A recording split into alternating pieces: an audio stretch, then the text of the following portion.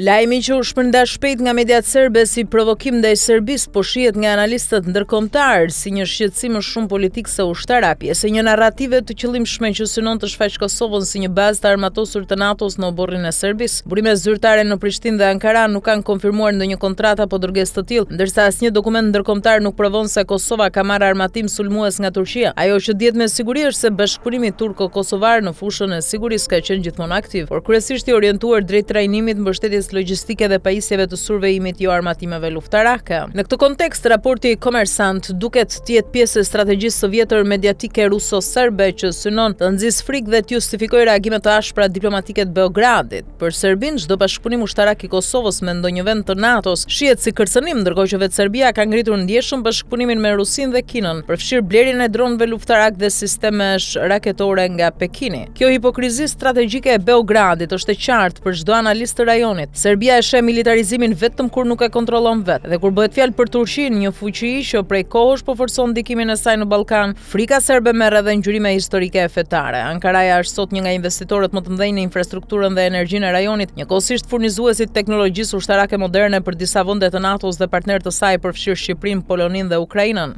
Nëse Ankaraja ka zgjeruar këtë bashkëpunim edhe me Kosovën, kjo nuk përbën surprizë gjeopolitike. Përkundrazi është një zhvillim logjik i orientimit euroatlantik të Prishtinës dhe i marrëdhënieve të saj me një vend aleat të NATO-s, por pa Beogradin dhe Moskën, çdo hap i tillë përkthehet menjëherë në retorikë alarmi, rrezik për stabilitetin, militarizimi i Kosovës, kërcënim për paqen. Në të vërtetë, ajo që ndodh është e kundërta. Prishtina kërkon të forcojë mbikëqyrjen e territorit të saj, sidomos në veri, ku grupet kriminale dhe strukturat ilegale serbe kanë qenë përgjegjëse për dhuntë përsëritur kundër policisë dhe forcave të KFOR-it. Pajisjet ajrore të tipit dron janë tashmë standarde në çdo forcë sigurie moderne dhe përdorimi i tyre për qëllime monitorimi nuk është shkelje e asnjë norme ndërkombëtare. Në këtë kuadër, raporti Komersant nuk është më shumë se një refleks i frikës gjeopolitike serbe-ruse për humbjen graduale të ndikimit në Ballkanin Perëndimor. Ankaraja, përmes teknologjisë dhe diplomacisë së saj pragmatike, po fiton terren atje ku Rusia po e humbe, në zemrat e vendeve që kërkojnë garanci sigurie dhe integrim perëndimor. Në fund, historia e dronëve turq në Kosovë nuk është një ngjarje ushtarake, por një tregues i luftës së re të informacionit që po zhvillohet në rajon. Serbia e di se humbja e terrenit në Kosovë nuk matet më me ushtar, por me ndikim dhe me besueshmëri ndërkombëtare. Dhe në këtë front ajo është shumë prapa. Ndërsa Turqia po shfaqet si një aktor i heshtur, por i fuqishëm, që e sheh Kosovën jo si bazë konflikti, por si pikë strategjike të stabilitetit perëndimor në Ballkan.